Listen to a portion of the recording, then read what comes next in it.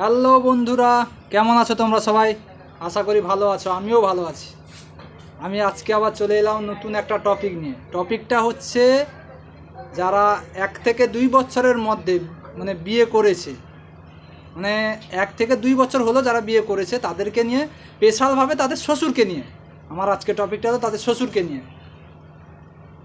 এই যেসব ছেলেগুলো ধরো বলতে পারছে না শ্বশুরদেরকে, যে দাবি আসছে না, তাদেরকে নিয়ে। যেমন আপনারা বাড়িতে এসে আপনাদের স্ত্রীকে মারধর করছেন, ঝগড়াটি হচ্ছে, স্ত্রী কিন্তু বাবার বাড়িতে বলছে না যে ওখান থেকে দাবি আসছে না। তো সেই নিয়ে আমার আজকে টপিকটা। ভিডিওটা কেউ স্কিপ করবেন না, ভিডিওটা আপনাদের উপকারের জন্য বানানো হয়েছে। নমস্কার মেসোবাবু, জেঠুবাবু, আপনাদেরকে আমার বিশেষ অনুরোধ,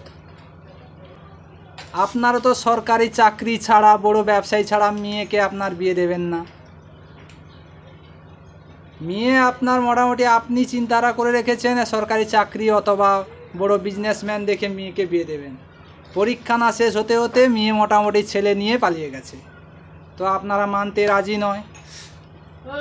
পাশে থানা আছে, থানাকে ছুটে গেলে, কেস করতে গেলে, কেস করেও নিলে। ছেলে মেয়েকে আর ধরতে পারছেন না, কারণ ছেলে মেয়ে তো আর বাড়িতে বসে নেই। ছেলে মেয়ে যথারীতি ওরা চলে গেছে মুম্বাই, দিল্লি, কেরালা, আশেপাশে কোথাও নেই, আপনারা ধরতে পারবেন না।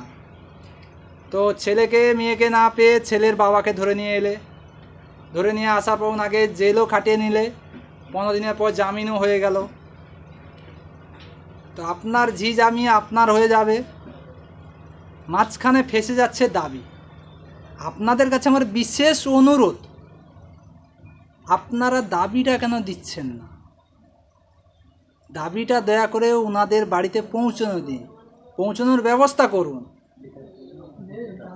কারণ আপনি যদি মেয়েকে দেখাশোনা করে বিয়ে দিতেন, আপনার কমপক্ষে মানুষকে খাওয়াতে 50 থেকে 80 হাজার টাকা খরচা হতো, আপনার পাড়ার মানুষকে খাওয়াতে। কিন্তু ওই ছেলেটা মেয়েটা নিয়ে পালিয়ে গেছে, আপনার 50 থেকে 80 হাজার টাকা বেঁচে গেছে।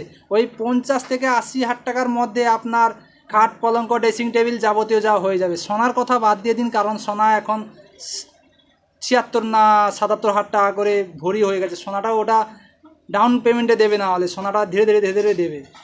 আপনারা কি ভেবে রেখেছেন নাতি নাতনি হলে কি বলতে যৌতুকটা দেবে নাকি? আপনার কাছে বিশেষ অনুরোধ। আপনি হয়তো ভাবছেন ঠিক আছে, আমাদের মেয়ে বাড়িতে কিছু জিনিস দিচ্ছি না, মেয়ে সেখানে ঠিক আছে, কিন্তু ঠিক নেই। ওখানে ওদের দুজনের অনেক ঝামেলা চলছে। আপনার মেয়ে আবার আপনার বাড়িতে বলছে না, আপনার জামাই হয়তো শোনাচ্ছে, বলছে না। আপনাদের কাছে আমার বিশেষ অনুরোধ, আপনারা দয়া করে যেই যৌতুকটা যেটা আপনারা কিপটেমি করে রেখে দিয়েছেন, ওই যৌতুকটা দয়া করে আপনাদের জামাইয়ের বাড়িতে পৌঁছানোর ব্যবস্থা করুন। কারণ কেন, ওরা কি চাকরি বাকরি করে না বলে ওদের যৌতুক দেওয়া যাবে না? আর ওরা চাকরি বাকরি না করলে গিয়ে যারা রাজমিস্ত্রি কাজ করে, মুম্বাই দিল্লিতে সোনা দোকানে কাজ করে, ওরাও তো করে। হয়তো আপনার মনের মতন হলো না, কিন্তু আপনি তো ঠিক 3 মাসের পর তো মেনে নিয়েছেন আপনার ঝিজামিকে। লাভের মধ্যে কী করেছেন? ছেলের বাবাকে জেল খাটিয়ে নিয়েছেন। আপনার ঝিজামি আপনার হয়ে গেছে, কিন্তু এত কিপটামি করছেন, ওরা কিন্তু মালপত্র পাচ্ছে না। ওরা মনে কি মালপত্র পাবে না, না আপনারা দেবেন না? না মেয়ে নিয়ে চলে গেছে বললে আপনারা ভেবেছেন যে মালপত্র পাঠাবো না নাকি? মালপত্রটা অতি সত্বর পাঠিয়ে দিন, কারণ ওনারাও আশায় বসে আছে যে আমার শ্বশুর বাড়ি থেকে খাট, পলঙ্ক, ড্রেসিং টেবিল আসবে।